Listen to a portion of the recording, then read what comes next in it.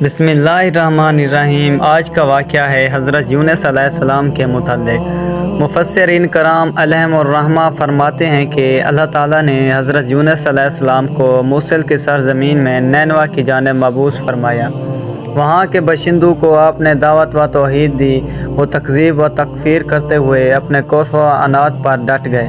جب معاملہ طوالت اختیار کر گیا اور آپ کی کوششیں بارآور ثابت نہ ہوئیں تو آپ وہاں سے نکل گئے۔ انہیں خبردار کر دیا کہ 3 دن کے بعد عذاب الہی کے اثرات ظاہر ہو جائیں گے۔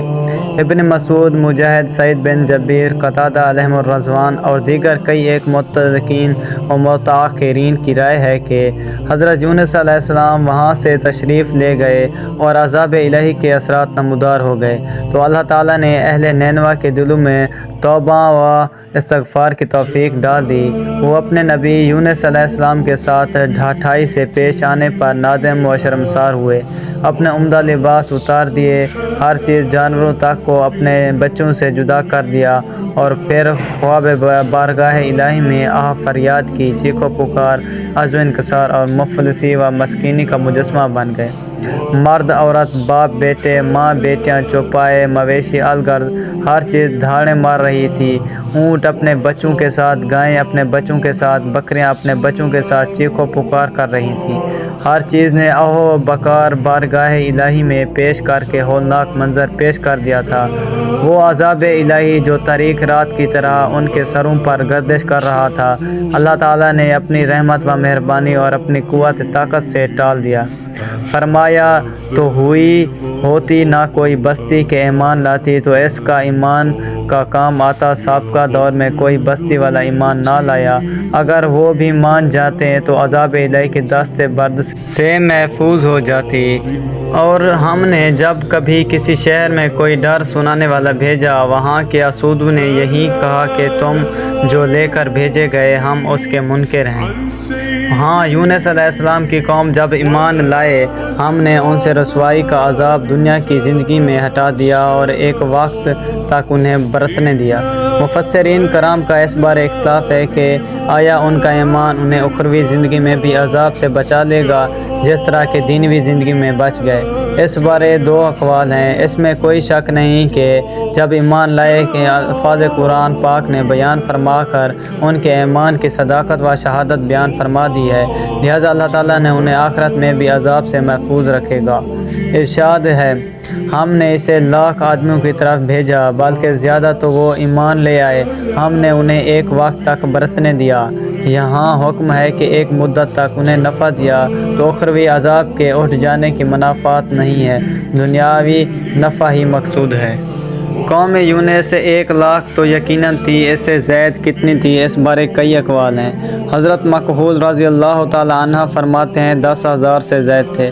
حضرت ابی بن کعب رضی اللہ تعالی عنہ نے حضور صلی اللہ علیہ وآلہ وسلم سے پوچھا کہ یا رسول اللہ صلی اللہ علیہ وآلہ وسلم، مائت الف اور یزیدون، ہم نے لاکھ آدمیوں کی طرف بھیجا بلکہ زیادہ، یہ زیادہ کتنے تھے؟ آپ صلی اللہ علیہ وآلہ وسلم نے فرمایا کہ 20,000 تھے۔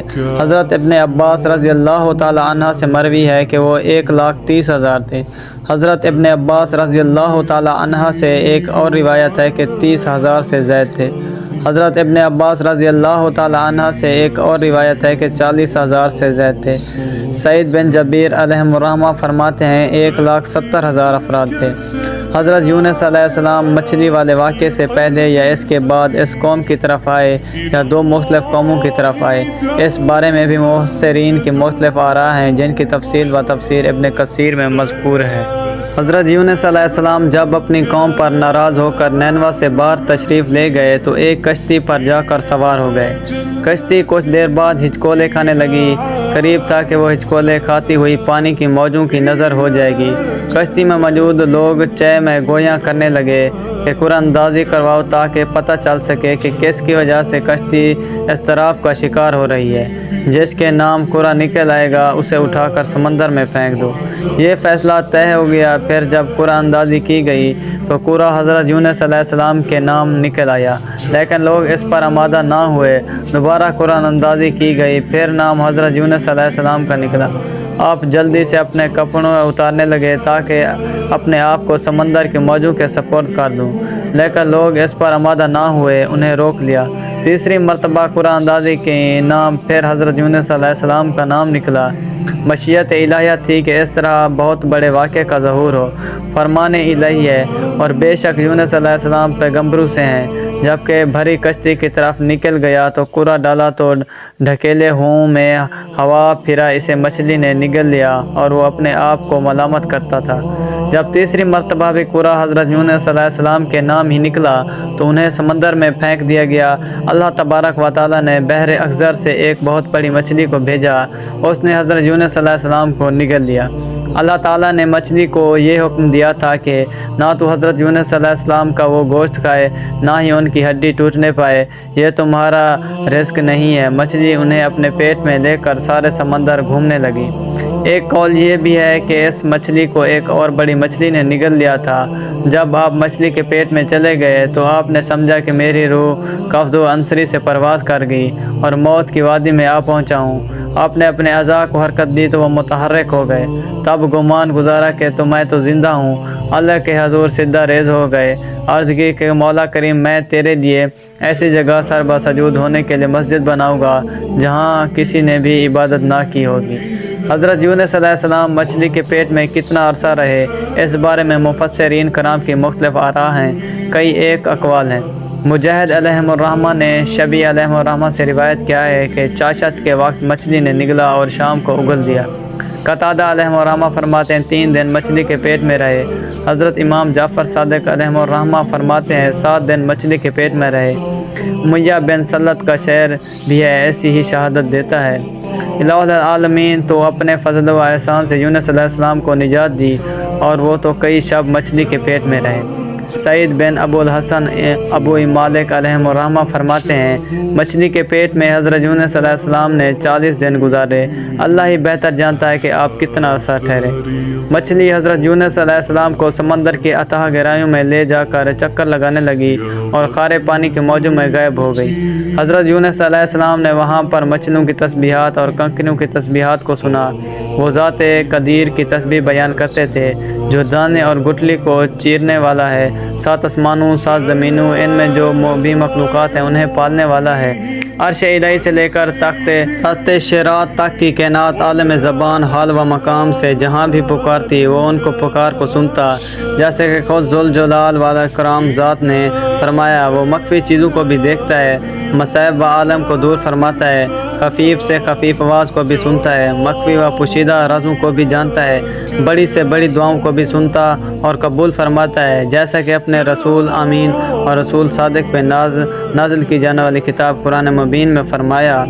اور ذوالنورین کو یاد کرو جب چلا غصے میں بہتر تو گمان کیا کہ ہم اس پر تنگی نہ کریں، تو اندھیروں میں پکارا کوئی معبود نہیں سوائے تیرے پاکی ہے، تجھ کو بے شک مجھ سے بے جا ہوا تو ہم نے اس کی پکار سن لی، اسے غم سے نجات بخشی اور ایسی ہی نجات دیں گے۔ مسلمانوں کو اس نے یہ گمان کر لیا تھا کہ ہم اس پر تنگی نہ کریں گے۔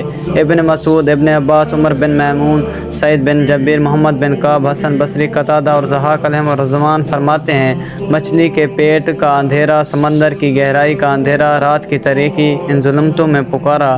سالم ابن ابی جعد علیہ الرحمہ فرماتے ہیں جس مچھلی نے حضرت یونس علیہ السلام کو نگلا تھا اس مچھلی کو ایک دوسری بہت بڑی مچھلی نے نگل لیا۔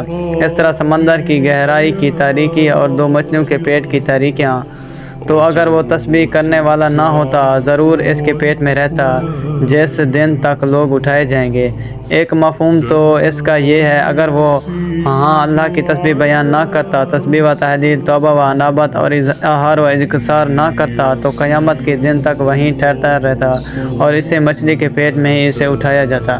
دوسرا مفہوم یہ ہے کہ فلولا انا کان، اگر مچھلی کے پیٹ میں آنے سے پہلے اطاعت و فرما برداری کرنے والا اور ذکر الہی میں منہمک رہنے والا نہ ہوتا تو بروز قیامت تک مچھلی کے پیٹ میں ہی رہتا۔